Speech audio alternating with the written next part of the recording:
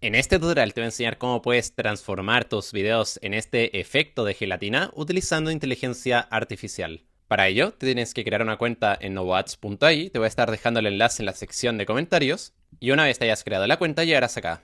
Aquí iremos a la sección de video, le haremos clic a ajustes, y en modelo usaremos el modelo de OmniFlash. Ahora aquí donde dice describe tu video, vamos a pegar el siguiente prompt, el cual se los puede estar dejando en la sección de comentarios y ustedes pueden simplemente copiar y pegar el prompt acá. También, si ustedes quieren, pueden modificar algunos parámetros un poco, pero si quieren exactamente el mismo efecto que el del video, bueno, no modifiquen nada. Ahora le haremos clic aquí y subiremos nuestro video. En mi caso es este.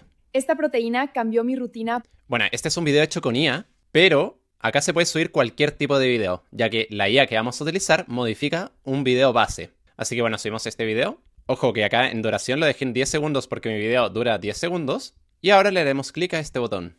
Ahora le haremos clic a generar. Y ahora tenemos que esperar alrededor de unos 4 a 5 minutos.